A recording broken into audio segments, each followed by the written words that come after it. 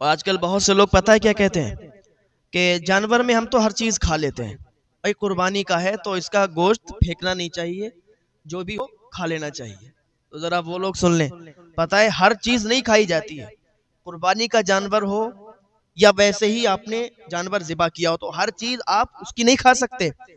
جانور کے اندر 7 چیزیں ہیں کہ جن کی ممانعت آئی ہے، کہ جن کو آپ کھا نہیں سکتے، اگر کھا لیا تو وہ حرام ہے، جن کا کھانا حرام ہے، آپ گناہگار ہوں گے اگر ان کو کھائیں گے۔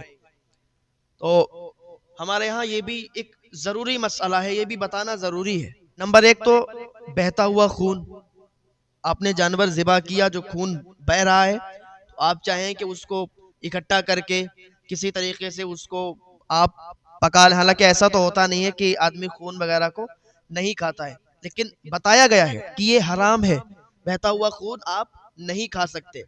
دوسری چیز، جانور کی شرمگاہ آپ نہیں کھا سکتے۔ تیسری چیز، پاخانے کی جگہ۔ چوتھی چیز، پیشاب کی تھیلی۔ پانچویں چیز، غدود۔ غدود وہ ہوتا ہے کہ بعض اوقات خون بھی جم جاتا ہے یا کسی بیماری کے تحت بھی ہو جاتا ہے، تو ڈاکٹر بھی بتاتے ہیں اس بات کو، اگر کوئی کھا لے گا تو اس سے بیماری ہونے کے چانس زیادہ ہیں، اور حالانکہ یہ حرام بھی ہے۔ غدود خون جم جاتا ہے یا بیماری کے تحت بھی جانور کے اندر پایا جاتا ہے، تو بہت سے لوگ کیا کرتے ہیں اس کو بھی کھا جاتے ہیں، اس کو بھی پکا کے اور کھا جاتے ہیں، جو کہ حرام ہے، اس سے بیماری ہونے کے بھی چانس زیادہ رہتے ہیں، تو یہ بھی منع کیا کہ غدود بھی نہیں کھا سکتے۔ اور چھٹی چیز، کپورے، یہ بھی نہیں کھا سکتے۔ اور ساتویں چیز، پتا، پتا بھی نہیں کھا سکتے۔ پتا جو ہوتا ہے اس کے اندر ایک زہر ہوتا ہے، یہ سمجھیے کہ انسان کا پتا یا جانور کا پتا جب وہ پیٹ کے اندر پھٹ جاتا ہے تو پھر جان جانے کے خطرے رہتے ہیں، کافی نقصان ہوتا ہے، اس کے اندر پانی نما ہوتا ہے، یہ کھانا پچانے کا بھی کام کرتا ہے، تو پتے کی بھی ممانعت ہے کہ پتا کھانا بھی حرام ہے۔ تو یہ 7 چیزیں جانور کے اندر کھانا حرام ہے، اس کو آپ نہیں کھا سکتے۔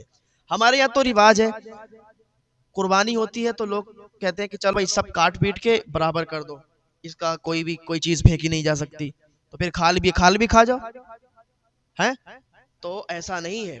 قربانی کا جانور یا ویسے ہی جو چیزیں جائز ہیں ان کو کھائیں گے، جو چیزیں جائز نہیں ہیں ان کو ہم نہیں کھا سکتے۔ تو یہ مسئلے ہیں نا، ان کو تھوڑا دھیان میں رکھیں، ذہن میں رکھیں۔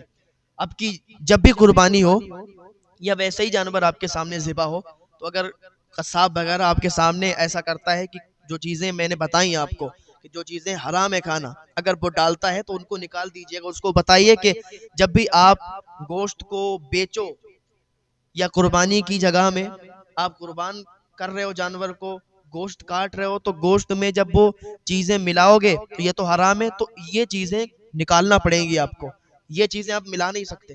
جو چیزیں جائز ہیں بس وہی کھانا ہمارے لیے جائز ہے، جو حرام ہے ان کو ہم نہیں کھا سکتے۔